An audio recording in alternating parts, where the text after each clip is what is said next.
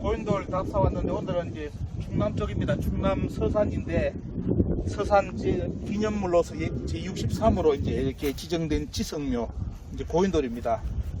충남 지역은 고인돌이 많이 발견이 안 됐죠. 그래서 이제 찾아보면 극히 드물고 그 중에 하나가 이제 서산에 있는 이게 고인돌입니다. 고인돌 설명을 한번 보면 이쪽에 이제 이야기가 어떻게 되냐면 탁자 모양의 북방측과 천천히 바둑판 모양의 남방측이 있는데 이것은 남방측 고인돌이다 해가 소개가 되어 있습니다.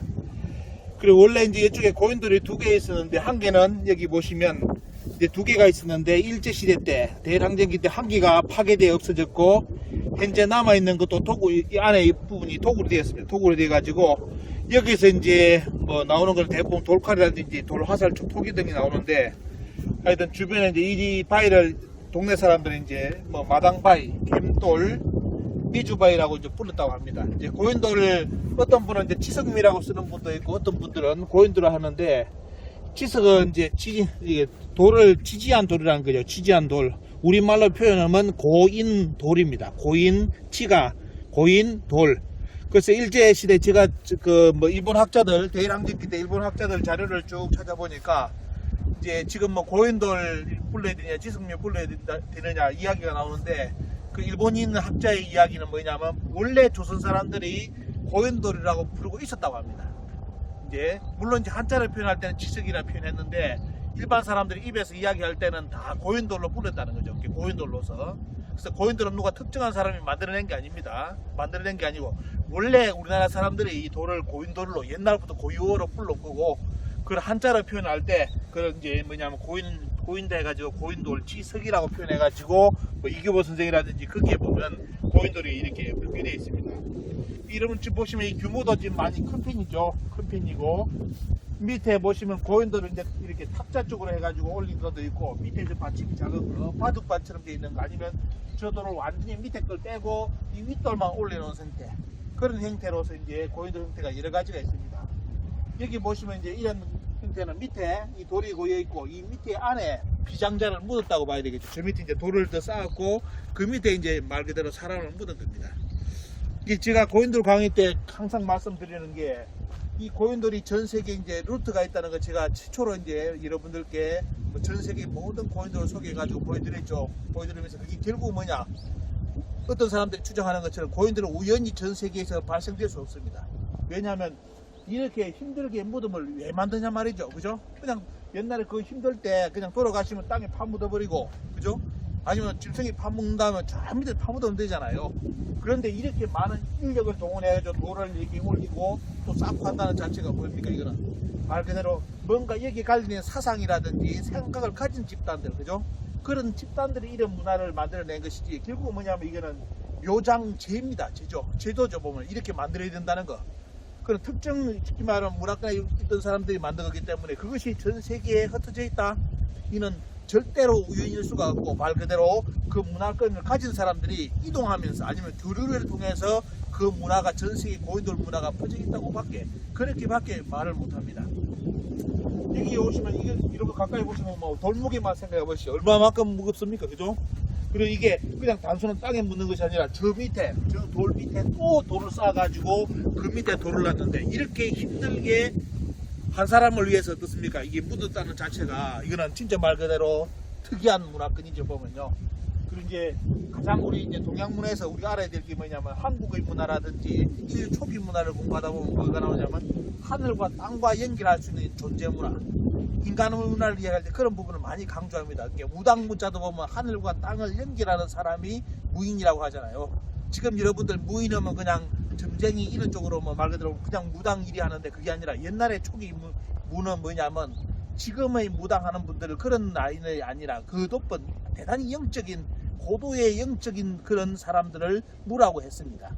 서양에서는 어떻게 했냐 샤머니즘이라 했지만도 최근에 이제 여러 가지 밝혀진 이야기를 보면 그 샤머니즘도 여러분들이 알고 있는 우리 국민들이 잘만 알고 있는 것이 뭐냐 샤머니즘은 대단히 질이 떨어지고 말 그대로 뭐 쉽게 말하면 아주 안 좋은 문화권 좀 이렇게 저질적인 뭐 이런 쪽 표현을 쓰는 사람도 있습니다. 그게 샤머니즘을 생각하는데 절대로 아닙니다. 인류 초기 동서양 문화의 샤머니즘은 지금의 무인들 종교인으로 말한다면 목사님, 신부님 선인들보다 더 뛰어난 영적인 무리 집단을 샤머니즘의 문화권이라 합니다. 그래서 서양에서는 뭐라 표현했냐? 화이트 샤만이라 불렀습니다. 화이트 샤만. 아주 영적인 지금의 여러분들 알고 있는 예수 석가공자 이런 성인들보다 더 뛰어난 그런 레벨에 있었기 때문에 화이트를 붙여가지고 화이트 샤만이라고 여러분들이 지금 알고 있는 요즘 우리가 알고 있는 무당 있죠 보면요. 이런 분들은 뭐냐? 그 단계를 낮다 해가지고 저질 그 비판하는 게 아니라 단계가 낮다 해가지고 뭐냐면 블랙 샤만이라고 표현합니다. 그냥 단순하게 영적인 교류, 신과 영적인 교류 이런 걸 하기 때문에 블랙 샤만이라고 옛날의 초기 문화, 당군이라든지 뭐 성경으로 만들면 아브라함이라든지 멜기세덱이라든지 이런 양반들 다 뭐라는 거에 보면요. 화이트 샤만. 아주 고도의 영적인 그런 어떻습니까? 지도자들. 그게 이제 원래 샤머니즘에 대한 정의인데 지금 샤머니즘도 다 왜곡돼가요. 어떻습니까? 샤머니즘은 뭐냐? 뭐 무당이다, 이상하다. 이게 잘못된 정보입니다. 특히 이제 그런 문화 집단에서 이런 문화, 이렇게 묘장제를 만들어냈다는 자체는 어떻습니까? 뭔가 하늘과 땅과 연결될 수 있는 고리, 그게 이제 쉽게 말하면 무덤이 문화로 된 것이 바로 고인들이라고 볼 수 있는데, 문제는 이것이 우리나라에 뭐 지금 너무너무 많았는데 옛날에 이제 토지 정리하면서 거의 다 부숴버리고 그런데도 남아있는 것이 약 4만 기 이상이 지금 한반도에 남아있는 것이 우리 현실입니다. 그래서 한번 여러분들 쭉 돌아보시면요. 여기 이제 밑받침하고 옆에 보시면 이제 돌의 규모라든지 어마어마합니다. 보면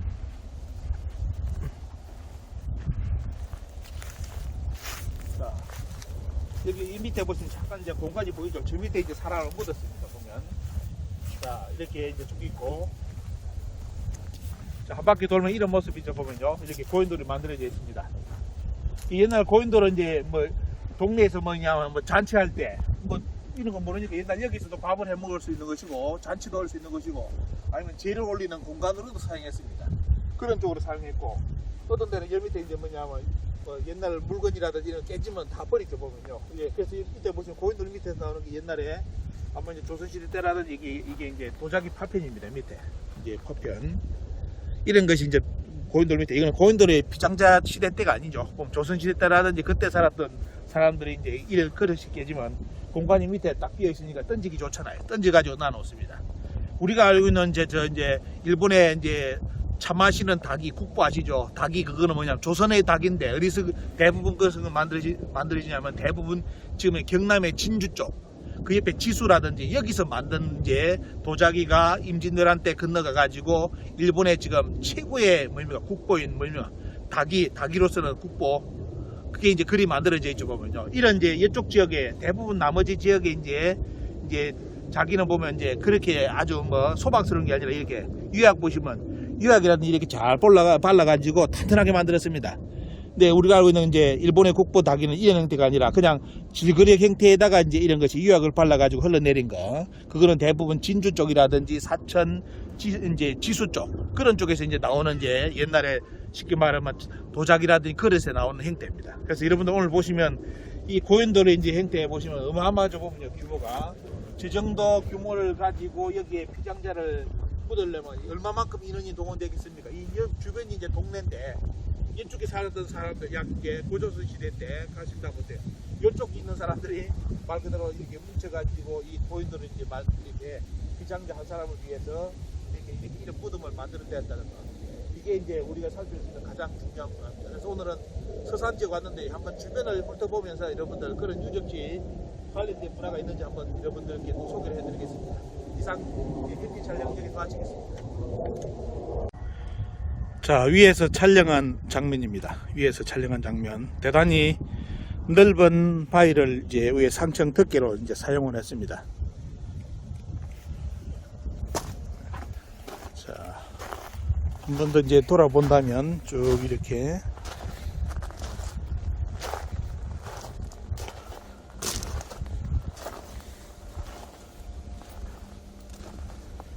하부 받침대 밑에를 한번 보겠습니다.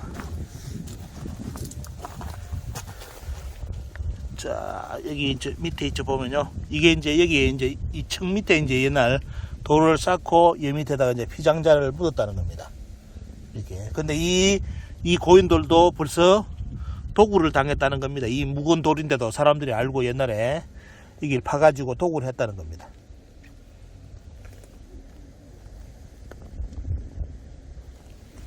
여기 이제 다시 또 이렇게 지지대를 놓고요, 보면요. 그리고 여기 위에는 이제 돌 위에는 이게 돌을, 끄는 게 현적인지 이렇게 폼이 파져 있습니다. 이제 옛날 돌을 자를 때 여러 가지 이렇게 구멍을 내고 거기다 나무를 박고 물을 부었죠. 그래가지고 그래가 돌을 이렇게 깼는데, 큰 돌을 이렇게 깼는데, 여기 보면 그 흔적인지 일단은 돌을 파다가만 흔적인지 이렇게 고인돌 위에 그 흔적이 뚜렷이 남아 있습니다.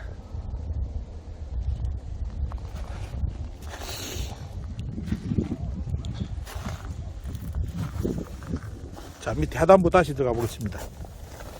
자, 밑에 하부는 이런 모습입니다. 자, 저 밑에 도자기 파편이라든지 많죠, 보면요. 옛날 사람들이 여기에 많은 걸 던져 놨습니다. 고인돌 주변에 이런 돌은 이제 이렇게 드러난 것이 몇 군데가 있습니다. 쭉 보시면, 여기도 이제 고인돌이라고, 일단은 이 부분은 한번 뭐 다음에 파헤쳐 봐야 되지, 보면 주변을 파헤쳐 봐야 하는데, 이렇게 지금 땅에 잠긴 돌은 몇 개가 지금 이 근처에 보입니다. 이게 이쪽 지역은 뭐 어차피 세월이 많이 흘렀기 때문에 흙이 많이 쌓였다 봐야 되겠죠. 원래대로 한다면 쭉 한번 밑에 전체적인 돌틀, 원형적인 그런 틀을 봐야 이제 이것이 이런 것도 과연 고인돌인지 이런 부분도 이제 확실히 알 수가 있겠습니다.